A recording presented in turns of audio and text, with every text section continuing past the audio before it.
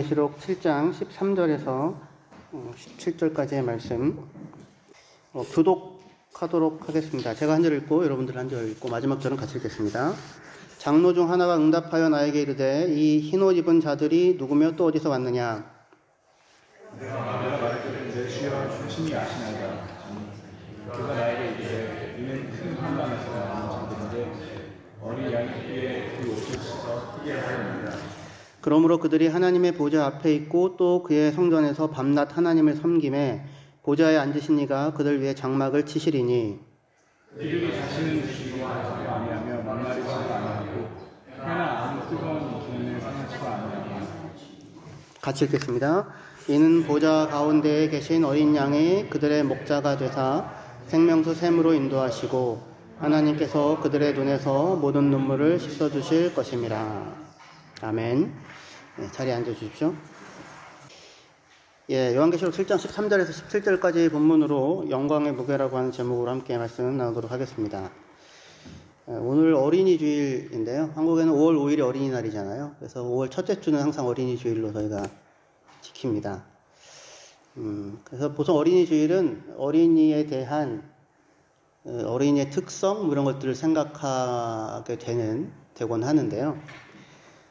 어린 아이들은 큰 특징 중에 하나가 웬만해서는 마음을 숨기지 못한다는 거예요. 마음이 밖으로 그냥 다 드러나는 편이죠, 아이들이. 갖고 있는 마음이 얼굴과 몸에 그대로 나타납니다. 말로 다른 걸 얘기해도 얼굴에 다 써 있잖아요. 근데 어른이 되면서 우리는 그 마음을 다 드러내지 않은 채로 살아가는 법을 나름의 방식으로 터득해 갑니다. 그래서 있는 그대로의 사람의 마음을 보고 싶으면 아이들을 봐야 되는 거예요. 거기에 그냥 있는 그대로의 마음이 아이들 가운데 있습니다. 그래서 우리가 아이들을 주목하면 다만 어린아이의 마음뿐 아니라 사실은 우리 모두의 마음 안에 있는 그 모습, 날것의 모습을 대면하는 기회를 갖게 될 거예요. 어린이 주일을 맞아서 저는 오늘 아이들의 숨겨지지 않은 마음 가운데 특별히 칭찬받고 싶은 마음 있잖아요. 인정받았을 때 갖는 기쁨에 대해서 좀 생각을 해보려고 합니다. 아이들을 키워보셨으면 알 텐데요. 아이들이 항상 하는 말이 엄마 나 좀 봐봐, 나 좀 봐봐 하거든요. 나 좀 봐봐 뭐 하면서 이거 어때? 이거 좀 봐봐 이렇게 하게 됩니다. 무슨 행동을 하건 아이들은 부모가 자기를 봐주기를 바라죠. 잘한다, 기특하다 뭐 이런 얘기를 듣고 싶은 거죠. 근데 그런 얘기를 하지 않을 때는 어디서 몰래 사고치고 있을 때일 것입니다. 아이들은 누군가 특별히 사랑하는 사람에게서 인정받고 칭찬받기를 간절히 원합니다. 그런데 이런 마음은 사실은 우리가 성인이 되어서도 사라지지 않지요. 우리 안에 있지요. 어른이 된 우리들 안에도 인정에 대한 갈망은 아주 깊숙이 자리 잡고 있습니다. 다만 더 복잡하게 한 방식으로 표현되거나 아닌 척하거나 표현하면 안 될 것 같은 그런 생각이 들거나 잘못된 겸손에 대한 생각으로 그게 억눌려져 있을 뿐이지 그게 없지 않죠. 그죠? 저는 오늘 이 영광의 무게라고 하는 이런 제목으로 그것과 관련하여 좀 이야기를 나누려고 하는데요. 이 영광의 무게라고 하는 이 제목은 사실은 이 책에 C.S. 루이스의 영광의 무게라고 하는 책입니다. 용준 형제에서 빌려왔거든요. 몇 주 전에 빌려왔는데 못 읽고 있다가 이제 휴가 때에도 조금 이렇게 들춰볼 수 있는 기회를 만들었어요. 근데 이 영광의 무게라고 하는 글 자체는 한 20여 페이지밖에 안 되는 짧은 글입니다. 근데 그 가운데 제가 이거는 꼭 특별히 어린이주일 맞아서 같이 나누면 좋겠다고 할 만한 내용이 있어서 제가 이제 은혜 받고 또 소화한 내용을 함께 나누려고 합니다. 이 글에서 C.S. 루이스는 하나님에게서 받는 칭찬과 인정을 우리가 얻을 수 있는 가장 무거운 영광이라고 그렇게 정의하면서 그 영광을 갈망하는 마음에 대해서 심도 깊게 논하고 있습니다. 우리에게는 그 타인의 칭찬과 인정을 바라는 마음이 있을 뿐 아니라 보다 근원적으로 하나님의 칭찬과 인정을 갈망하는 마음이 우리들 안에 있습니다. 그래서 잘하였도다 착하고 충성된 종아라고 하나님께서 말씀해 주시는 그 인정, 그것은 우리 존재의 가장 깊숙한 곳에 놓인 갈망이 사실은 원하는 것이고, 그리고 우리가 이 땅을 살면서 이 땅의 삶을 다 마치고 하나님 앞에 섰을 때 우리가 얻을 수 있는 가장 중요한 큰 영광이라고 얘기할 수 있을 것입니다. 문제는 우리가 이 영광을 너무 많이 바라는 게 아니고요, 오히려 너무 적게 바란다는 것입니다. 왜냐하면 우리는 누군가의 칭찬이나 인정을 갈망하는 것을 부끄럽게 여기거나 아니면 잘못된 것으로 생각하곤 하는 경향이 있습니다. 그래서 누군가의 인정을 바라면서 그렇게 일하지 마, 뭐 이런 거 있잖아요. 인정받으려고 하지 말고 그냥 해, 뭐 이런 식의. 그런 이야기를 왜 합니까? 인정받고자 하는 마음이 사실은 있기 때문이죠. 없어지지 않아요. 그렇지 않아요? 없어지지 않습니다. 있어요. 근데 그게 잘 안 채워지니까 그런 걸 기대하고 괜히 실망하지 마, 이렇게 되는 거예요. 그런데 사실은 가장 깊은 곳에 누군가의 칭찬과 인정을 받고자 하는 마음이 있는데, 보다 근원적으로는 우리 안에 하나님에게서부터 받는 인정과 칭찬을 향한 깊은 갈망이 사실은 우리 안에 있는 겁니다. 그래서 이런 인정과 칭찬을 바라는 것이 부끄럽거나 잘못된 것이다 라고 하는 그런 어떤 생각은 사실은 기독교 신앙에서 비롯된 것이라기보다는 칸트 철학에서 나와요. 보상 바라지 말고 그 자체가 옳으니까 그냥 행해, 이런 식으로. 그런데 성경은 오히려 하나님에게서 우리에게 주어지는 칭찬과 그리고 인정을 향한 갈망을 하나님과 우리와의 관계를 묘사하는 데 있어서 아주 본질적인 것으로 제시합니다. 착하고 충성된 종아, 우리가 그 앞에 섰을 때 그로부터 칭찬이 있을 것이다. 깊은 하나님과의 관계 속에 우리가 가져야 할, 또는 우리 안에 사실은 깊이 내재되어져 있는 깊은 갈망인 것입니다. 그래서 어린이 주일을 맞아서 하나님 앞에서 우리 모두가 그 하나님 아버지의 칭찬과 인정을 사모하는 그의 자녀임을 우리가 그 자리에 서서요, 자녀의 자리에 서서 우리에게 약속된 영광이 무엇인지를 함께 발견하는 그런 시간이 되었으면 좋겠습니다. 오늘 본문인 요한계시록 7장을 읽었는데요. 사실은 지난주에 읽었던 21장과 거의 비슷한 내용입니다. 근데 요한계시록 7장은 아주 독특한 위치에 있습니다. 계시록 전체의 구조에서 보면 7장은 이제 6장 후반부에 당연히 이어지는데, 6장 후반부에서 6번째 인이 떼어져요. 6장에서 인이 첫째 인, 둘째 인, 셋째 인, 넷째 인, 다섯째 인, 여섯째 인이 떼어집니다. 그리고 이제 7째 인이 떼어져야 되거든요. 그러면은 6째 인 떼었으니까 7장에서 7째 인이 떼어져야 되는데, 그렇지 않고 중간이 이렇게 중단되고요. 8장 1절에 돼서야 7번째 인이 떼어져요. 그러니까 이 종말적 진노라고 해야 될까요? 재앙이라고 하는 것이 쭉 이어지는 와중에 갑작스럽게 중단되면서 7장의 장면이 펼쳐지고, 그리고 나서 8장에 다시 7번째 인이 떼어져서 떼어지는 그런 이제 구조 속에 7장이 놓여 있게 됩니다. 그런데 이제 6번째 인이 떼어지는 그 6장 마지막에 이런 질문이 던져져요. 6장 17절에 그들의 진노의 큰 날이 이르렀으니 누가 능히 서리요. 하나님과 어린 양으로부터 나오는 진노의 큰 날이 이르렀으니 누가 능히 서리요. 이 질문은 마치 전쟁의 한가운데서 과연 누가 살아남을 수 있겠는가, 과연 우리가 살아남을 수 있겠는가 라고 묻는 것과 비슷한 느낌을 갖게 합니다. 그런데 바로 이어지는 7장은 이 질문에 대해 답을 주는데, 어린 양의 피로 그 옷을 씻어 희게 한 무리가 그분의 보좌 앞에 서 있다 라고 그렇게 답을 주고 있어요.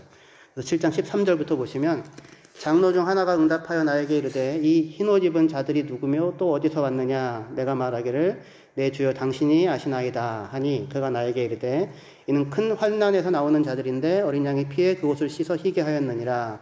그러므로 그들이 하나님의 보좌 앞에 있고 하나님의 보좌 앞에 섭니다. 7장은 크게 두 부분으로 나뉘게 되는데 전반부 1절에서 8절에서는 이스라엘의 12지파에서 하나님의 인을 맞은 14만 4천 명이 나오고 후반부 9절에서 17절에는 이방을 포함한 모든 민족에서 온 아무도 셀 수 없는 큰 무리가 묘사가 돼요. 그리고 8장 1절에 7번째 인이 떼어집니다. 이것이 의미하는 바는 무엇일까요? 계시록 7장은 재앙의 중간에 삽입된 하늘의 모습이에요. 하늘의 장면이에요. 그리고 지상의 현실을, 그리하여 지상의 현실을 하늘의 관점에서 바라보게 하는 어떤 그런 도련한 신학적인 개입입니다. 이것은 마치 이 전쟁의 한가운데 있는 병사들에게, 그러니까 재앙과 이런 그 환란의 오늘을 살아가는 중간, 한중간에서 갑작스럽게 하늘의 장면이 펼쳐지면서 나타나는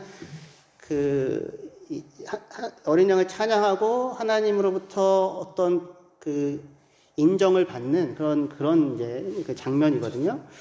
그래서 마치 이거는 전쟁의 한가운데 있는 병사들에게 그 지휘부에서 걱정하지 마라. 우리는 이미 하늘의 승리를 확보하고 있다. 라고 하는 메시지를 전달하는 것과 같은 역할을 하게 됩니다. 우리가 지금 고난 중에 있을지라도 하늘에서는 하나님께서 우리를 알고 계시며 승리를 약속하셨다라고 하는 위로이자 선포로서 허락되는 거예요. 근데 특별히 우리가 주목하고 싶은 것은 요한계시록 7장의 내용이 우리가 지난주에 보았던 요한계시록 21장의 새하늘과 새 땅의 모습과 긴밀하게 연결되어져 있다고 하는 것입니다. 요한계시록 21장 3절, 4절은 최종적인 완성의 모습을 이렇게 묘사하거든요. 내가 들으니 보좌에서 큰 음성에 나서 이르되 보라 하나님의 장막에 사람들과 함께 있음에 하나님이 그들과 함께 계시리니 그들은 하나님의 백성이 되고 하나님은 친히 그들과 함께 계셔서 모든 눈물을 그 눈에서 닦아주시니 다시는 사망이 없고 애통하는 것이나 곡하는 것이나 아픈 것이 다시 있지 아니하리니 처음 것들이 다 지나갔음이라라. 지난주에 저희가 읽었던 거예요. 하나님이 영원히 그들과 함께 하시고 그리고 사람들의 눈에서 모든 눈물을 닦아주신다. 다시는 눈물과 아픔과 애통이 없다. 마지막 완성의 장면이 21장에 나오는데요. 그런데 이 21장의 완성의 장면이 마지막 날에만 있어야 될 것 같은데 그게 아니라 7장에 나와요. 재앙의 한가운데 이 현실을 살아가고 있는 사람들에게 7장 17절에 같이 읽어볼게요. 시작. 이는 보좌 가운데에 계신 어린 양이 그들의 목자가 되사 생명수 샘으로 인도하시고 하나님께서 그들의 눈에서 모든 눈물을 씻어주실 것입니다. 하나님께서 그들의 눈에서 모든 눈물을 씻어주실 것입니다. 이게 마지막 날에 우리가 하나님 앞에 섰을 때 하나님으로부터 우리에게 허락될 약속처럼 21장에 나오는데 그런데 그게 사실은 7장에 나오고 14장에도 나와요.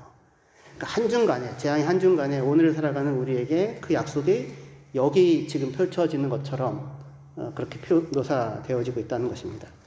이게 중요해요. 장차 완성될 하나님 나라의 영광은 단순히 먼 미래에만 받을 보상이 아니라 환난과 고통의 시대를 살아가는 지금 여기에 우리에게 힘과 위로를 주는 현재적 능력임을 보여주고 있는 거예요. 그런데 하나님께서 성도들의 눈에서 모든 눈물을 씻어주신다고 하시잖아요. 근데 이 말은 다만 이제 고생 끝 행복 시작이다라고 하는 그런 의미일 뿐 아니라 그들의 눈물 나는 삶에 대한 하나님의 알아주심을 나타내요. 그 눈물을 닦아준다고 하는 것이. 그냥 눈물이 아니라 모든 눈물을 닦아주시겠다고 하죠. 모든 눈물을 하나님께서 그들의 눈에서 닦아주실 것이다 라고 말씀해요. 그러니까 이 땅에서 우리의 삶의 수고와 고난과 아픔을 하나님이 알아주시고 그리고 그런 우리를 향하여 잘하였도다 착하고 충성된 종아라고 부르시며 우리를 칭찬하실 것이다 알아주실 것이다 라고 하는 약속이라고 할 수 있는 것입니다. 요한계시록은 비단 7장에서 뿐만 아니라 14장에서도 환난 가운데서 나온 하늘에 선 성도들의 이런 영광스러운 모습을 보여줘요. 그러니까 영광은 다만 21장에서나 확인할 수 있는 것이 아니라 지금 이 땅에서 눈물과 아픔의 날을 살아가는 동안에도 믿음으로 문득문득 확인할 수 있는 것으로 우리들 가운데 작용하고 있다. 그렇게 이야기해 주는 겁니다. 이런 사실을 요한만 안 게 아니라 사도 바울도 알아서 고린도후서 4장 17절에 이렇게 증거하고 있어요. 여기서 같이 읽을게요. 예, 시작. 우리가 잠시 받는 환난에 경한 것이 지극히 크고 영원한 영광에 중한 것을 우리에게 이르게 하려 함이니. 우리가 지금 겪고 있는 고난은 잠시이고 가벼운 것이지만 그것이 이루어낼 영광은 영원하고 무거운 것이다 라고 말합니다. 여기에서 영광의 무게라는 말이 나와요. 물론 우리가 겪는 현실은 사실 결코 현실의 고난은 가볍지 않죠. 우리에게 있어서. 계시록 7장이나 21장에 말하는 것처럼 우리는 눈물, 애통, 아픔을 겪으며 이 땅을 살아가고 있습니다. 삶은 결코 녹록하지 않아요. 그럼에도 바울이 우리가 이 땅에서 겪는 환난에 대해 그것을 잠시 받는 가벼운 것이라고 말하는 까닭은 우리가 얻게 될 영광의 무거움과 비교할 때 그것이 비교조차 할 수 없는 것이기 때문입니다. 현재의 고난이 잠깐의 가벼운 것이라고 바울이 말할 수 있는 까닭은 뭐냐면 바울이 영광의 무거움에 대한 감각을 가지고 있기 때문에 그래요. 얼마나 엄청난 영광이 우리를 기다리고 있는가라고 하는 감각을 갖고 있기 때문에 그것에 비하면 이것이 가볍고 잠시이다라고 얘기를 할 수 있는 거죠. 그러니까 말하자면 바울도 요한처럼 영원한 하늘의 영광을 앞서 미리 보고 있었던 사람이었다라고 하는 것입니다. 만일 우리가 살아가는 오늘의 고난이 영원한 영광으로 이어지는 것이 아니라고 한다면, 그냥 이게 전부라고 한다면, 우리가 1000년을 산다고 해도 그것은 잠시 잠깐일 뿐 우리의 삶은 다 흩어져 버리고 말 거예요. 하지만 바울은 현재의 고난이 미래의 영원한 영광을 만들어낸다고 말을 합니다. 그렇기에 현재 우리가 겪는 고난은 무게를 갖게 되고 현재의 눈물은 다만 아픈 기억만이 아니라 하나님의 칭찬과 알아주심의 이유가 될 것입니다. 우리가 이 땅의 삶을 통해서 영원한 영광을 보상으로 얻게 될 것이다 라고 그렇게 이야기할 때 어떤 사람들은 이걸 되게 불편하게 여길 수도 있어요. 이렇게 칸트적인 생각을 갖고 있는 사람들은 마치 신앙생활을 잘한 보상으로 어떤 반짝거리는 것을 얻게 되는 거래처럼 그것을 생각한다면 불편하게 느껴질 수도 있을 것입니다. 하지만 성경이 약속하는 영광은 그런 것과는 굉장히 다른 거예요. 그래서 C.S. 루이스는 보상에도 몇 가지 종류가 있다고, 크게 3가지 종류가 있다고 그렇게 이야기를 합니다. 먼저는 합당하지 않은 보상이 있어요. 합당하지 않은 보상이란 뭐냐면 지금 내가 행하는 것과 행한 것에 대한 보상으로 얻게 되는 것과 서로 연관성이 없는 것을 말합니다. 예를 들어서 돈 때문에 결혼을 한다라고 하면 부자야 이거죠. 결혼을 하는 이유가. 그냥 합당하지 않은 보상을 추구하는 것일 거예요. 우리는 그런 사람을 속물이라고 부를 수도 있을 것입니다. 근데 둘째로 합당한 보상이 있어요. 합당한 보상. 서로를 사랑하는 연인에게 있어서 결혼은 합당한 보상이죠. 결혼을 원한다고 하여서 속물이라고 얘기하는 사람 아무도 없을 거예요. 귀족의 자귀를 얻기 위해서 싸우는 장군은 속물이라고 얘기할 수 있겠지만 승리를 위해서 싸우는 장군은 속물이 아니죠. 결혼이 사랑에 대한 합당한 보상이듯이 승리는 전투에 대한 합당한 보상이죠. 그죠? 합당한 보상은 어떤 활동에 대한 대가로 주어지는 다만 부산물이 아니라 그 활동과는 구분되면서도 그 활동을 통해서만 얻을 수 있는 그 활동의 완성이라고 이야기할 수 있어요. 전투를 통해서만 승리라고 하는 보상을 얻는데 승리는 전투 자체와는 구별되죠. 전혀 질적으로 다른 무언가를 얻게 되는 거죠. 승리의 기쁨이라고 하는, 승리의 완성이라고 하는, 그죠? 근데 승리를 통해서만, 전투를 통해서만 얻을 수 있는 어떤 보상인 거죠. 근데 그거는 그 합당한 보상이라고 얘기할 수 있을 거예요. 그런데 세 번째로 더 복잡한 종류의 보상이 있어요. 이건 뭐냐면 처음에는 어떤 외적인 보상처럼 보이지만 점점 그 보상이 그 행위와 내적인 연관이 있음을 깨닫게 되는 형태의 보상이에요. 예를 들어서 외국어를 배우는 학생, 이제 이 그리스어를 배우는 학생을 한번 생각해 봅시다.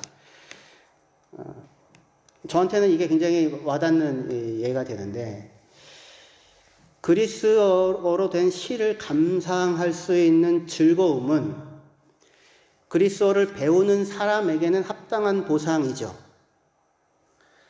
하지만 그리스어 실력이 시를 즐길 수 있는 수준에 도달한 사람만 느낄 수 있는 기쁨이고 보상이죠. 이제 겨우 그리스어 문법을 배우기 시작하는 학생이 연인이 결혼을 바라거나 장군이 승리를 바라듯 소포클레스의 시를 즐기게 될 날을 간절히 바랄 수는 없을 거예요. 이제 겨우 독일어 문법을 배우는 사람이, 이제 겨우 구텐탁 하는 사람이 괴테를 읽을 갈망에 막 이렇게 사로잡혀 있거나 그 맛을 알아서 막 흥분하거나 그런 생각을 가질 수가 없잖아요. 그렇죠? 학생이 처음에 그리스어를 배운다고 할 때 뭐 학교에 수업이 있어서 처음에는 점수를 따거나 아니면 낙제를 면하기 위해서 아니면 혹은 부모님을 기쁘게 하기 위해서 공부를 시작할 수 있어요. 이것은 속물적인 동기처럼 보이죠.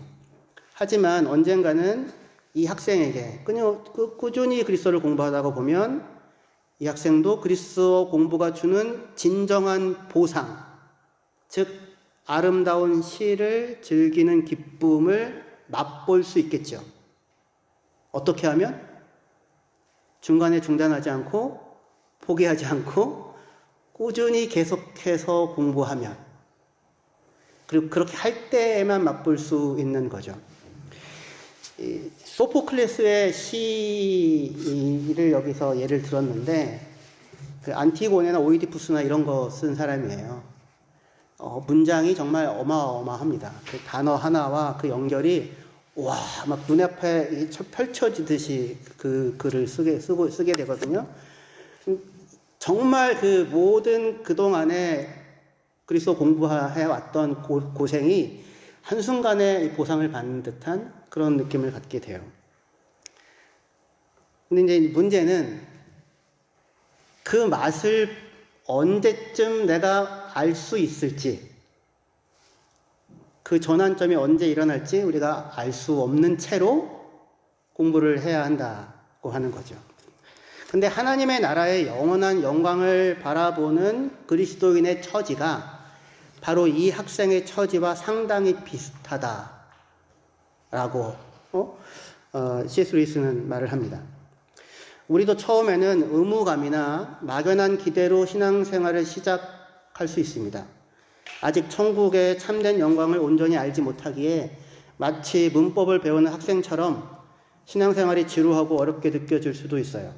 하지만 믿음의 길을 계속 걷다 보면 어느덧 하나님을 알아가게 되고 그분과의 관계가 깊어지는 기쁨을 맛보며 영광에 대한 감각과 영광의 맛을 조금씩 알아가게 될 것입니다. 썰물 때 갯벌에 처박혀져 있던 배가 밀물이 들어오면서 서서히 떠오르듯이 우리의 영혼도 믿음의 순종을 통하여 서서히 영광을 향하여 나아가게 되는 것입니다. 그럴 때 지루했던 문법 공부가 시의 아름다움을 누리는 것으로 바뀌게 되듯 의무적으로 겨우 감당한 것 같은 순종이 하나님을 향한 깊은 사랑과 그리고 기쁨으로 변화될 날이 반드시 찾아오게 될 거예요. 그 길을 계속해서 가게 되면. 그렇다면 그렇게 하여 영광의 자리에 이르게 되는 거죠. 네, 그렇다면 성경에 말하는 영광의 구체적인 모습은 어떤 것들이 있을까요? 여러 가지로 묘사될 수 있는데 우리는 예수님과 하나님과 함께 있을 것입니다. 그리고 그분의 형상을 담게 될 거예요. 그리고 잔치로 묘사되어지는 풍성함에 우리는 참여하게 될 것입니다.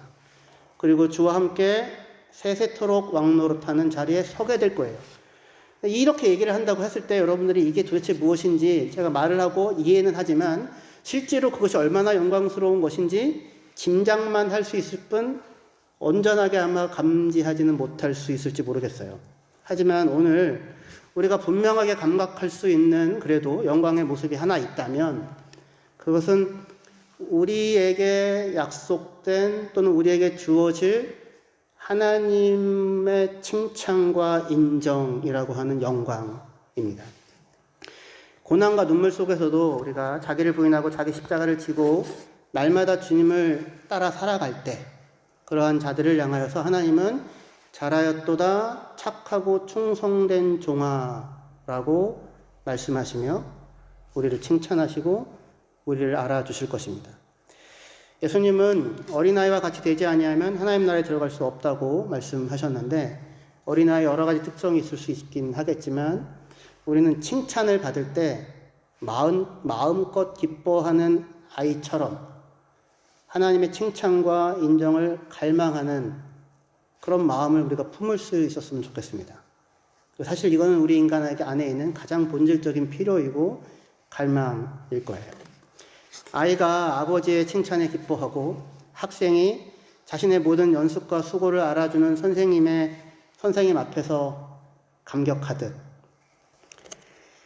우리 역시 우리를 보시며 기뻐하시는 하나님 앞에서 가장 순수한 기쁨을 맛볼 수 있게 될 것입니다. 이러한 하나님의 인정은 다만 감정적 위안이 아니라 우리의 가장 깊은 갈망에 대한 충만한 만족으로 우리에게 허락되는 것이 될 것입니다. 근데 한편 성경은 이렇게 하나님으로부터 받을 칭찬과 인정에 대한 이야기도 하지만 그 장면도 보여주지만 그 반대편에 있는 가능성에 대하여도 성경은 이야기합니다. 다시 그래서 성경은 나는 너를 도무지 알지 못하니 내게서 떠나가라 라고 하는 끔찍한 말을 들을 수도 있다고 경고합니다. 이런 상황, 나는 너를 도무지 알지 못하니 내게서 떠나가라 라고 하는 이런 상황을 우리의 이성은 이해할 수 없고 우리의 감성도 감당할 수 없겠지만 어떤 의미에서 우리는 모든 곳에 계신 하나님의 임재에서 쫓겨나고 모든 것을 다 아시는 분의 인식에서 지워지고 그리고 완전히 철저하게 바깥에 남겨질 수도 있다는 말을 성경을 통해 듣게 됩니다. 그러니까 우리는 사실은 매일 이 두 가지 가능성, 즉 하나님의 영원한 환대와 그분의 영원한 거절이라고 하는 긴장 속에서 사실은 오늘을 살아가고 있는 것입니다. 그 사이를 오가는 우리의 삶은 마치 그래서 가느다란 줄 위를 조심스럽게 한 발 한 발 내딛는 것처럼 보이는 오늘일지도 모르겠습니다. 하지만 바로 그렇기 때문에 우리의 매일이 그토록 중요하고 무거운 한 걸음 한 걸음이 될 거예요. 우리가 얻게 될 영광은 어느 날 갑자기 한순간에 주어지는 것이 아닙니다. 매일의 삶 속에서 우리의 믿음의 순종을 통하여 조금씩 준비되어 가는 것입니다. 운동선수가 고된 훈련을 통하여 메달을 준비하듯이 우리의 일상 속에서 믿음의 걸음이 쌓이고 쌓여서 어느 순간 우리가 하나님의 인정이라고 하는 영광에 대한 감각을 갖게 될 때 우리는 참으로 그 영광을 갈망하는 사람으로 살아갈 수 있게 될 것입니다. 요한계시록 7장에 흰옷 입은 무리들에 대해 그들은 큰 환난에서 나오는 자들이라고 소개가 됩니다. 계시록 7장 14절에 그가 나에게 이르되 이는 큰 환난에서 나오는 자들인데 어린 양의 피에 그 옷을 씻어 희게 하였느니라 라고 말씀해요. 환난을 피한 자들이 아니고요. 큰 환난을 통과한 자들에 대한 묘사입니다. 그들이 환난을 겪으며 통과하며 겪은 눈물과 수고와 인내가 그들이 얻게 될 영광의 재료들이 될 거예요. 그리고 하나님은 그들의 눈에서 모든 눈물을 씻어주실 것입니다. 여기서 우리가 놓치지 말아야 할 중요한 사실이 있어요. 그들이 환난을 이겨냈기 때문에 그들이 흰 옷을 입고 있는 게 아니고요.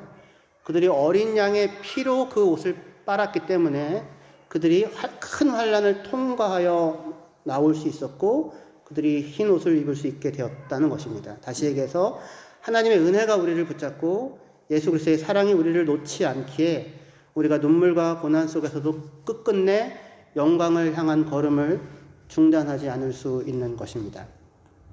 말씀을 마무리할게요. 비록 지금은 우리가 그 나라의 영광을 아직 완전히 알지 못할 수 있습니다. 우리 권사님이 보고 있는 하나님 나라의 영광에 대한 소망과 우리 미나가 보고 있는 하나님 나라의 영광에 대한 소망은 달라요. 제가 그리스어를 공부를 22살, 23살부터 했거든요. 30년 됐습니다. 30년. 그리고 매일같이 원어로 성경을 보기 시작한 지는 한 20년 된 것 같아요. 그러니까 성경 한두 문장을 보면 그 문장이 어디서 사용되어졌는지가 나오면서 깊은 전율이 일어날 때가 있거든요. 이걸 제가 여러분들에게 설명할 수 있는 길이 없습니다. 근데 그래서 매일같이 보게 돼요. 그게 얼마나 깊은 즐거움을 주는지 모릅니다. 그런 거예요. 영광에 대하여 이제 겨우 문법을 공부하는 사람, 이 독일어 변화 동사를 외우는 사람, 겨우 이제 말을 떼기 시작하는 사람이 갖게 되어지는 언어에 대한 이해와 감각과 그게 아니라 구텐탁을 넘어서서 괴테를 보고 즐거움을 누릴 수 있는 자리가 다르잖아요. 신앙도 똑같다는 거예요. 지금은 이게 뭔지 모르겠고 이게 어디로 이어지는지 모르는 것 같은, 아직도 동사 변화형을 외워야 하는 것 같은 답답하고 지루하고 반복적이고 그리고 힘들고 보람 없는 것 같은 오늘을 살아가고 있을 수도 있어요. 하지만 그 시기를 지나야 하는 겁니다. 그리고 어느 날인가 이게 이런 거구나를 맛보고 알게 될 날이 있을 것이고, 그러면 그럴수록 더 깊은 소망이, 더 깊은 갈망이, 영광에 대한 갈망이 우리 안에 생겨날 거예요. 그리고 그 길을 따라 계속 걸어갈 때에 하나님께서 우리의 모든 삶을 보시고 잘하였도다 착하고 충성된 종아라고 칭찬하실 것입니다. 지금의 수고와 눈물은 장차 나타날 영광에 비하면 아무것도 아닙니다. 그러나 역설적이게도 바로 그 수고와 눈물을 통해 영광의 무게는 더해져 갈 것이고 우리의 기쁨과 감격은 더없이 크고 깊어질 것입니다. 어린이 주일을 맞아서 어린아이와 같이 순수한 마음으로 마음껏 하나님의 칭찬을 갈망하는 자리에 다 같이 서 볼 수 있었으면 좋겠습니다. 잘하였도다 착하고 충성된 종아라고 말씀하시는 주님의 음성을 사모하며 이 소망 가운데서 함께 믿음으로 이 길을 걸어가시는 저 여러분들 되시기를 주의 이름으로 축원합니다. 기도하시겠습니다.